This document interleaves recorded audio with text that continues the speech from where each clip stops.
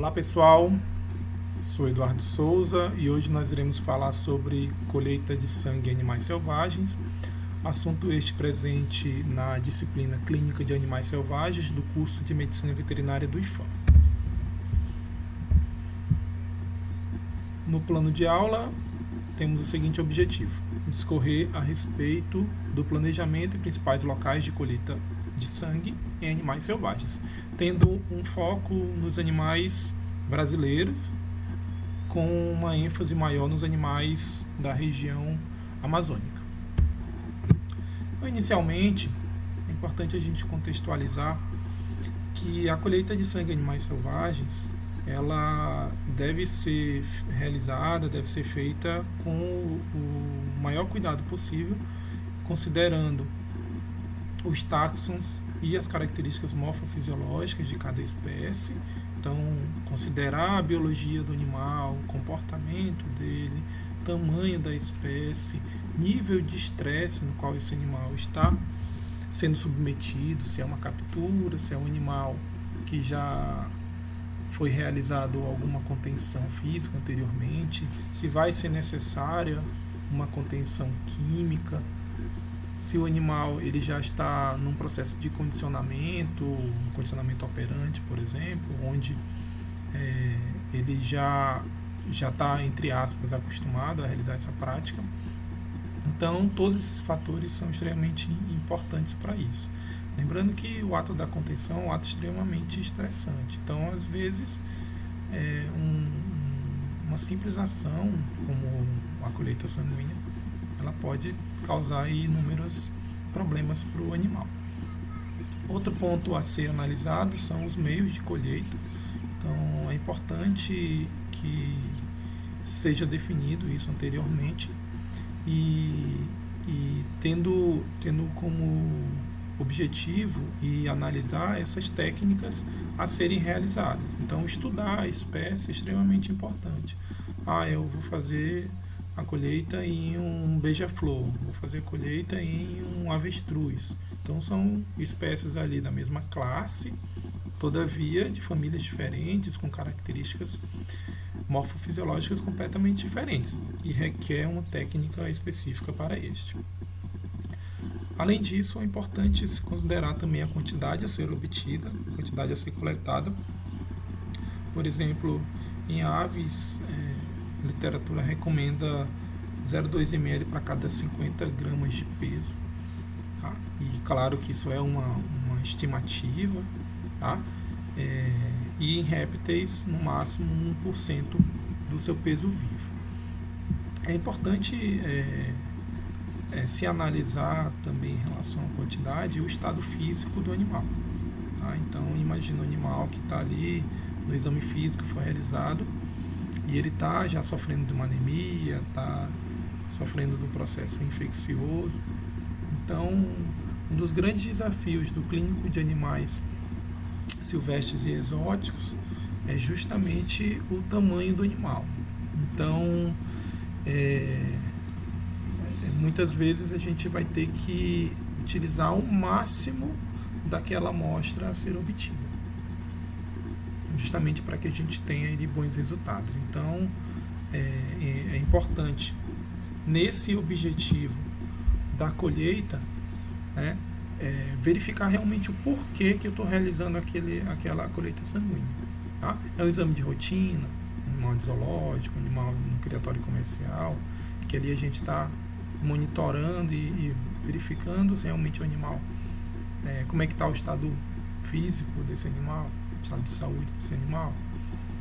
É para fins de diagnóstico, lembrando que para fins de diagnóstico é importante a gente já elencar todos os exames a serem realizados, a serem previamente analisados mediante aquela amostra. Tá? Então, o animal vai ser submetido ali para um hemograma, bioquímico sanguíneo. Detalhe, quais os parâmetros a serem analisados? Porque, como eu comentei anteriormente, um dos grandes desafios em relação à qualidade e à quantidade da amostra é justamente o tamanho do animal. Então, pode ser que você só tenha uma chance de fazer essa colheita. Tá? Então, o acesso venoso, né, para realizar essa venopunção, ela em animais selvagens acaba sendo um desafio muito grande dependendo do tamanho do animal, como eu comentei anteriormente, tá? Ou se é para ser realizada uma sexagem, né? Sexagem principalmente acaba sendo um fator bem interessante, principalmente na clínica particular de aves. Então, considerando esses dois fatores, né, aspectos biológicos e objetivo da colheita, é importante que se faça um planejamento adequado para a realização desse ato. Então, o treinamento da equipe é extremamente importante, visto que podem ocorrer inclusive acidentes por parte dessa ação, né, dessa prática. Além disso, a expertise na realização desse método, né, dessa colheita.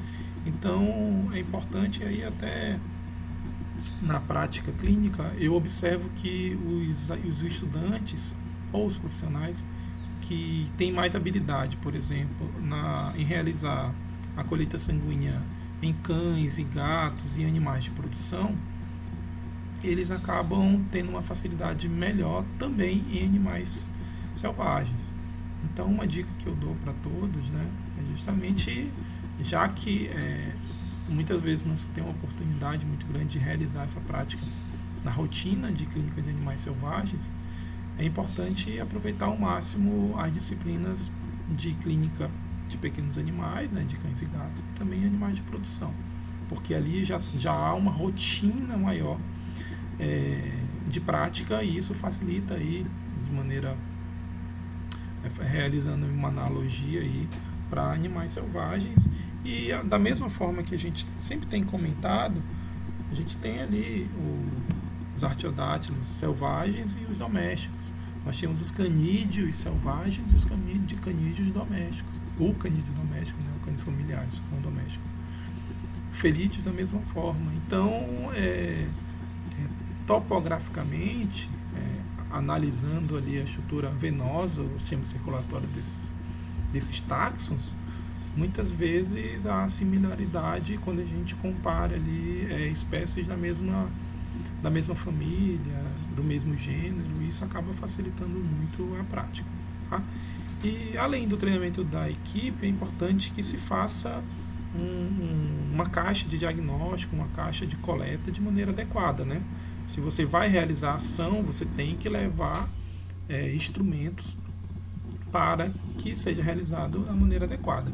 E animais selvagens é um desafio também, esse processo que, como eu comentei, a gente tem animais ali que vão pesar gramas e animais que vão pode chegar a pesar tonelada.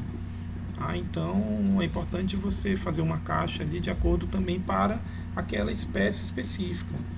Então, a gente tem que ter ali tubos de vidro, de plástico, né, para colheita sanguínea, que pode variar de 2 a 10 ml, dependendo da quantidade a ser coletada. É importante verificar se vai utilizar ou não anticoagulante, a utilização ali de ADTA, heparina, citrato de sódio.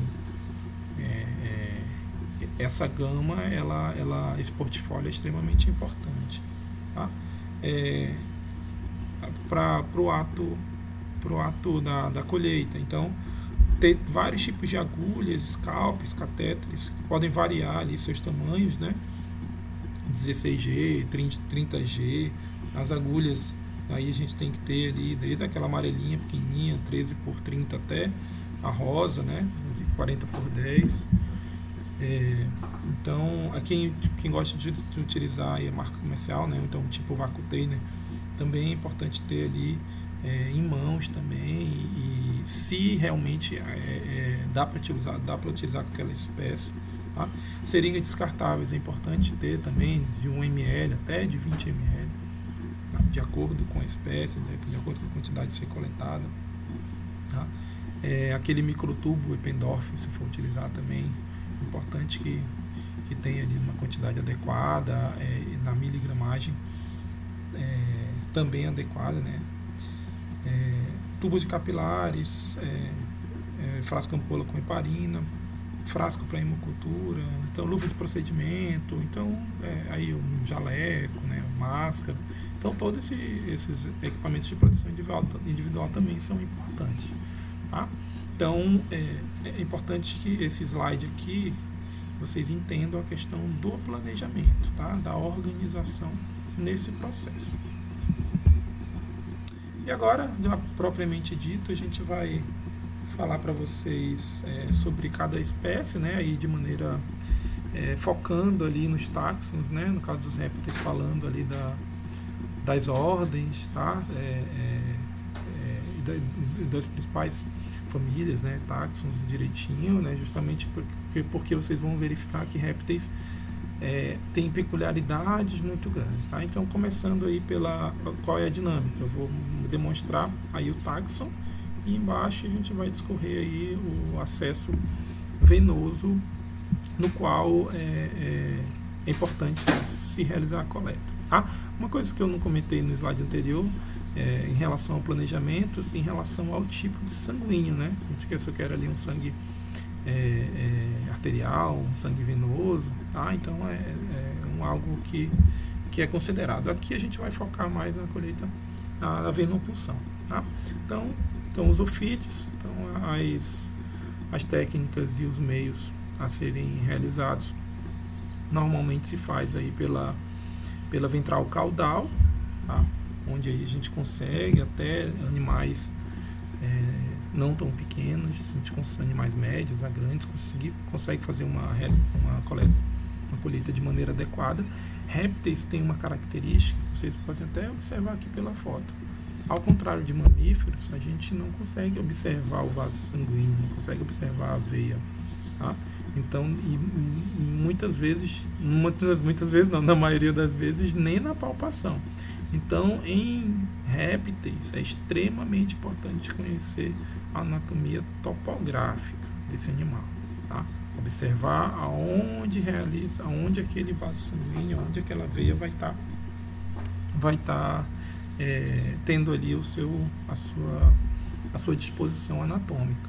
Então, nós temos aí a ventral caudal, tá? Que o local dela de colheita é pós a cloaca, de maneira mais caudal, na região ventral e bem ao centro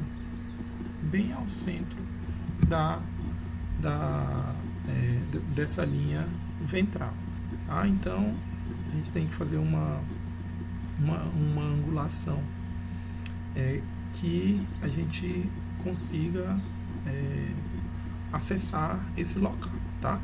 E como eu falei anteriormente, a gente não consegue fazer uma palpação, então a gente tem que realmente ir naquele ponto bem topográfico, tá? Outro local que dá para ser realizado são através dos vasos espinhais, também conhecido como as supravertebrais. Elas passam ali na região dorsal do animal, tá? E é uma técnica que alguns colegas utilizam, tá? Todavia tem que ter muito cuidado, porque ali a gente tem as vértebras do animal. Então, em animais que estão ali na hora da contenção, ele está se movimentando muito, ou então quando não se tem habilidade do profissional, a gente pode correr o risco ali de acontecer alguma lesão vertebral, tá? Então tem que ter muito cuidado. E muitas vezes a quantidade também não sai uma quantidade tão grande, tá? Vocês percebam que está sendo utilizado aí a seringa de 1 ml e de 3 ml, tá? Então, aí, como eu comentei no slide anterior, a escolha da seringa ela está muito relacionada ao tipo de agulha a ser utilizada e também a quantidade a ser coletada, tá? Além disso, tem a Palatinum pterigoides, que ela está ali no assoalho da cavidade oral do animal, tá? Essa é um local de colheita bem complicada, porque eu vou ter que realmente realizar a abertura da boca desse animal. E a chance ali de não conseguir, ou então de realizar algum acidente, acaba sendo mais complicado. Por isso essa técnica, esse meio, ele é recomendado para profissionais mais experientes. Em relação aos lacertídeos, tá? É um grupo que tem mais acessos, né, que as aves, que os ofídeos, tá? Elas não são animais ápodas, né? Então a gente consegue ali realizar também em outros locais, como na veia cefálica, né? Então nós temos aí a jugular, tá? Tem que ter muito cuidado com o acesso na jugular, porque a gente também ali é algo topográfico e ali eu posso realizar alguma lesão nesse animal, tá? Mas é um local que dá para ser realizado na jugular.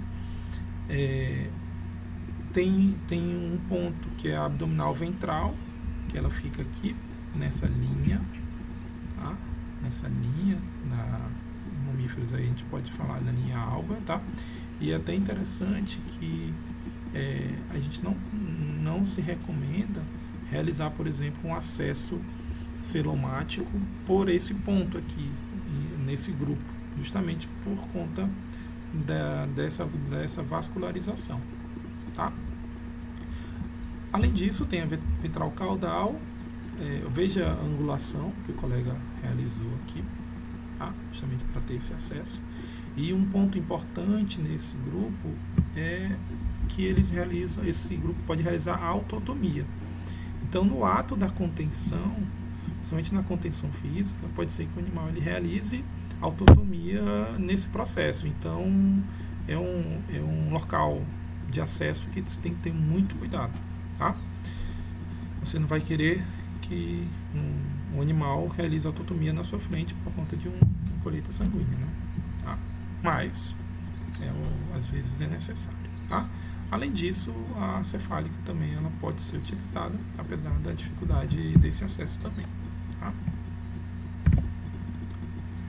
Textudines. Textudines tem mais acessos, né? Então, um local é o seio venoso occipital, então aqui há um plexo e é bem topográfico, então a realização desse acesso em animais maiores é até facilitado, né? Não tem grandes dificuldades, tá?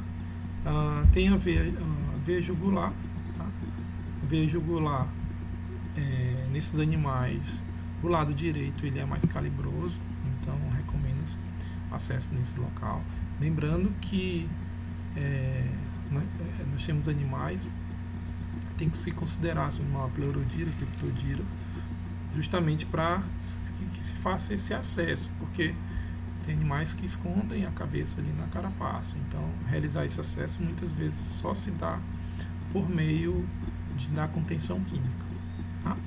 Além disso, nós temos o acesso subcarapacial e na braquial, tá? Então vocês percebam aí que tem alguns acessos importantes aí que dá para ser realizado, principalmente em animais maiores. Além disso, nós temos a ventral caudal e a coccídea dorsal, tá?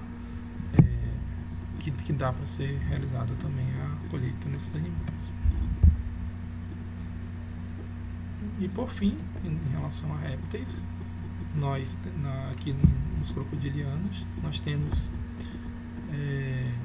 o acesso aqui no seio venoso occipital. Vejam, percebam que é na mesma região topográfica ali dos textudines, tá?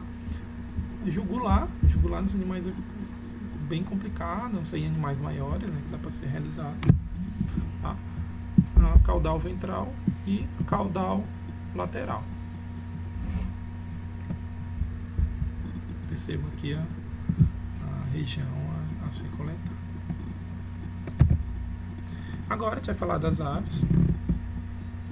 As aves, a gente tem ali alguns pontos interessantes a serem realizada a colheita. Uma grande dificuldade nesses animais, apesar de se conseguir visualizar os vasos sanguíneos, as veias desse animal, a pele é muito fina, então, e os vasos, suas paredes, elas também são pouco calibrosas. Então, após a coleta, um colabamento muito grande nesse local, né? Presença de hematoma. Então, na maioria das vezes, há apenas uma tentativa naquele determinado vaso. Tá? Então,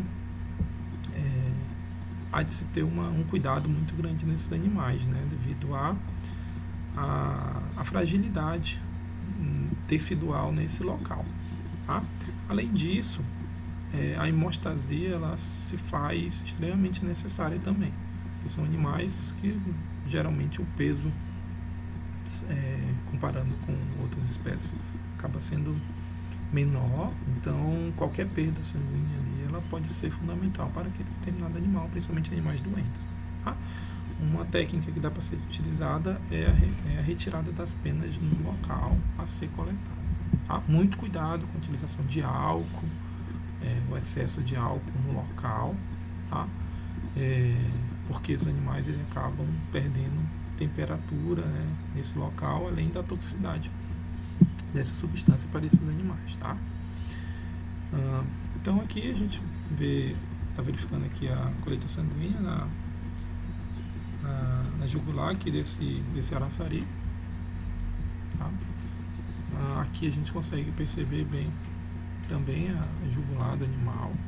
Tá? E a colheita aqui, né, em avestruz. Tá? Então a jugular ela acaba sendo uma opção interessante para esses animais. Tá? Além disso, nós temos as veias da asa. Tá? Então aqui percebam, eu até fiz questão de colocar a imagem dessa disposição anatômica, porque essa região é uma região bem delicada. O colabamento que eu comentei na slide anterior, aqui é fatal a realização dessa técnica. E aí a gente percebe aqui, o vaso tem o digital, o dorsal metacarpal, patagial, a basílica, a braquial.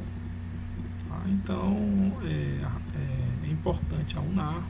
Então é importante que se faça preferencialmente a colheita logo no local a ser realizado. Tá? Então aí tem a basílica, a braquial, que pode ser realizado a colheita. Tá? E muito cuidado. Tá? Então, o animal, a asa é um local muito delicado. Tá? Essa região articular aqui, coracoide, do rádio ulnar, metacarpal, então é um animal, há uma chance aí de realizar uma luxação, uma fratura só pelo fato da colheita. Tá? Então aqui a gente está vendo a colheita sanguínea aí no Inhambu, tá? Veio ulnar, e também a gente aqui na corujinha também essa técnica justamente para aproveitar a quantidade a ser coletada com a utilização de um capilar. Tá? Então você pode ali realizar o acesso com a agulha e após isso de maneira direta realizar essa colheita com a utilização de um capilar. Então esse capilar ele é utilizado, pode ser utilizado aí para realização de um hematócrito, ou então utilização desse sangue aí para uma extensão sanguínea, né, para esfregar sanguínea, gota espessa, uma hemocultura. Então é uma técnica que alguns colegas acabam utilizando bastante e é bem interessante em espécies menores, né, justamente para ter uma qualidade melhor da amostra. E por fim aí das aves, as metatársicas. Tá? Então eu também coloquei à disposição. É bem delicado esse acesso, principalmente em animais menores, mas por exemplo em galiformes, tá? Funciona muito bem. Tá? Em peru, mutum, tá? Então a gente consegue fazer um bom acesso. Tá? Agora, tem que ter bastante habilidade, porque normalmente é uma região com baixa musculosidade. Então, a gente tem ali bastante estrutura óssea e dérmica, todavia, pouca estrutura muscular, o que acaba atrapalhando o processo, tá? Mas, por exemplo, a nível de contenção, acaba sendo mais fácil, por exemplo, que a da asa, tá? Agora, mamíferos. Mamíferos, inicialmente, eu até coloquei esse texto, quase ipsiliteris aí do Tratado de Animais Selvagens, justamente para que facilite aí no momento do estudo. Então, mas nos próximos slides eu vou mostrar esses acessos, tá? Então aí os marsupiais, quando eu cito marsupiais eu trago aí os nossos, né? Principalmente do gênero de Delphis, que tem amplo estudo, né, com esses animais. Então eu acesso aí com as veias femorais, veia ventral da cauda, veias braquiais, safena, tá? Nas espécies maiores e jugular. Na ordem pilosa, veias femorais, safena medial, vias cefálicas e caudal.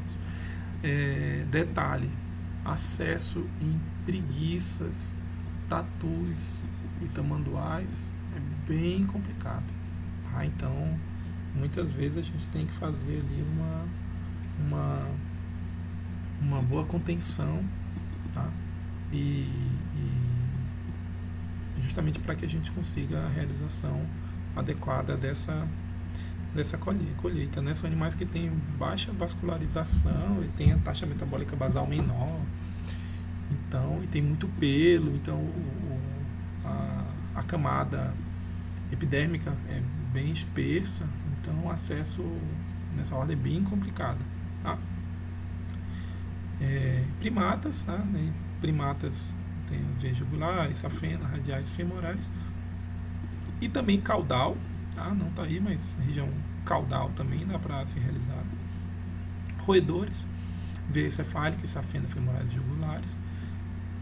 Carnívoros, veias cefálicas, safena, femorais, jugulares, dorsos laterais da cauda. Ungulados artiodátilos, por exemplo, ritaiosuídeos, veias safenas, femorais, cefálicas, jugulares, nos cervídeos, jugulares, safenas e femorais. Ungulados pirissodátilos, veias femorais e braquiais, jugulares e carpal.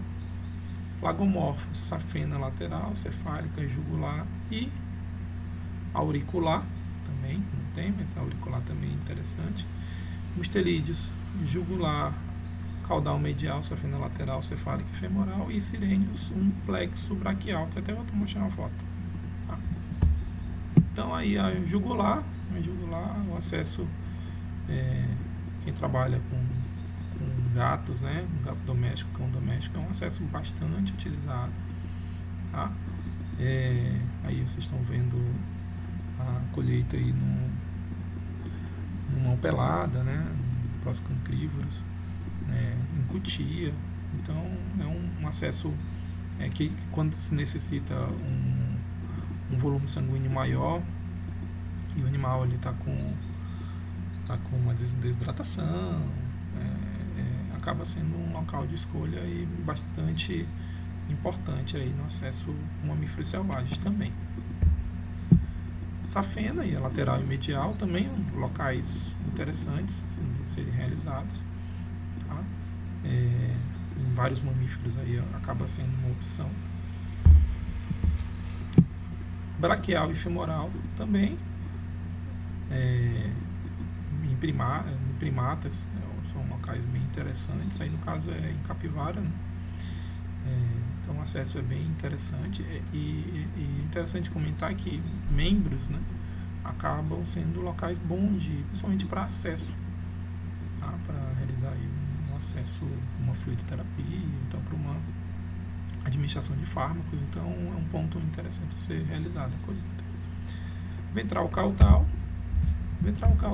é um local que vários grupos, né, dá para ser realizada a colheita, tá? É um ponto relativamente fácil, né, de ser realizada a coleta em algumas espécies e também acaba evitando acidentes. Por exemplo, com acesso jugular ali,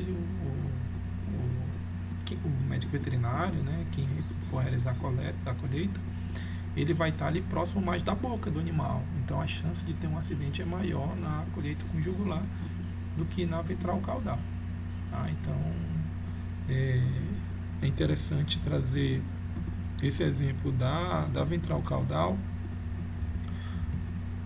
principalmente aí, ó, vocês percebam aqui em Delfos, tá? Em Tamanduaí, aqui em Tatu, tá? Então é um acesso interessante a ser realizado, tá? Por fim, de mamíferos, tá? Trouxe esses 4 pontos, tá?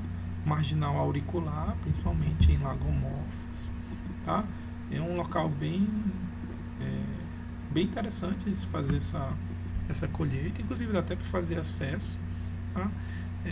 Lembrando que o pavilhão auricular é um ponto, é um local com pouca musculosidade, então a chance ali de ter um extravasamento desse conteúdo sanguíneo ou de ter ali um hematoma também é grande, tá? Todavia, nesse táxon dos lagomorfos acaba sendo um ponto interessante de ser realizado, tá? Além disso, tem a veia mamária, dá para ser utilizada principalmente em animais maiores, a facial, tá? E o plexo braquial, tá? O plexo braquial no caso dos sirênios, tá? Então percebam aqui o colega realizando ali uma venopunção em peixe-boi da Amazônia, né, Triquecus inunis, no plexo braquial. Então assim como eu demonstrei ali no crocodilianos, em testudines, eu posicionando a agulha perpendicularmente aí essa região da nadadeira, da nadadeira peitoral, a gente consegue aí fazer a colheita nesse local. Lembrando que tem que ter muito cuidado ali para ter uma flebite nesse local também, tá? Então dá para fazer a colheita nesses animais nesse ponto, até não tem tanta dificuldade assim, tá? Imagina se a gente tivesse que procurar aí um outro acesso venoso nesse animal, tá? Animal que tem ali uma camada de gordura muito grande, então ainda bem que tem esse ponto para facilitar a gente, tá? E essa imagem ela traz aqui, por exemplo, para algumas vezes é importante a gente realizar uma colheita com um sangue mais periférico, tá? No caso aqui está sendo realizado aqui na margem da orelha de uma capivara, tá? Então, com a utilização de um capilar e uma colheita direta, tá? E considerando o que a gente comentou até aí na colheita na margem da orelha, a gente traz uma das técnicas que dá para ser utilizada também através do corte de unha, tá? Da unha. Lembrando que não é o corte total da unha, né? Não é uma ectomia ali, tá? Mas é um corte no qual ali a gente consegue fazer a retirada de uma quantidade de sangue adequada para aquele objetivo no qual foi proposto.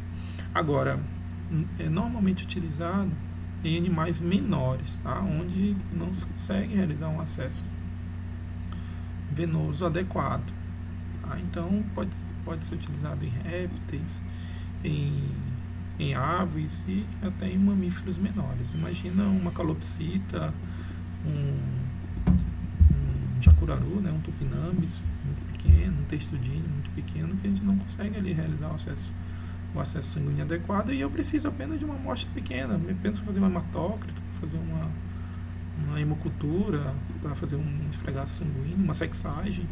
Então o pouco pode ser muito para aquele animal, tá? Agora, muito cuidado, para a gente não desconsiderar aí o bem-estar desse animal, tá? Para não acarretar ali no processo inflamatório, um processo infeccioso, já que a gente vai estar realizando ali um processo ali que pode estar gerando dor para esse animal, tá? Só que a gente tem que lembrar que a gente está realizando essa colheita justamente para benefício do animal, tá? Então tem que ser considerado aí o custo-benefício dessa técnica. E por fim, a punção cardíaca, tá? A punção cardíaca acaba sendo uma última escolha, e quando a gente não consegue realmente realizar o acesso nesse animal, e é necessário realizar, tá? Tem vários trabalhos aí que demonstram até uma certa segurança nessa técnica. Por exemplo, aqui em répteis, né, a gente tem que considerar aí, principalmente a região topográfica, né? Dá até para contar, dependendo da espécie, contar quantas escamas tem, né? E aí a gente tem uma região topográfica ali para essa colheita. É muito utilizado em animais em biotério, tá? Principalmente em roedores e lagomorfos. Agora há de se considerar também a questão do bem-estar, né? Treinamento da equipe e saber que acaba sendo um risco essa ação, tá? Quando se fala de punção cardíaca, como eu comentei, tem que ser de uma última escolha, tá? Justamente tem que ser utilizada todas as técnicas possíveis, todos os meios possíveis, caso não foi possível a chance aí da realização de uma punção cardíaca, porque o animal pode ter ali um processo patológico no local, tá? Devido a essa prática. Com isso a gente encerra a aula de hoje, a fala de hoje, tá aí as nossas referências, tá? Recomendo a leitura desse material de apoio e encerramos aí com essa fala bastante importante, inclusive para a aula de hoje. A ciência nunca resolve um problema sem criar pelo menos outros 10. E traz no bom sentido, né? A ciência, o que move o mundo é a busca do conhecimento. Então, trabalhar com animais selvagens acaba sendo um desafio muito grande e é importante que a gente sempre busque novas alternativas e novas técnicas a serem adotadas, tá bom? Então, bom estudo e qualquer coisa a gente está à disposição.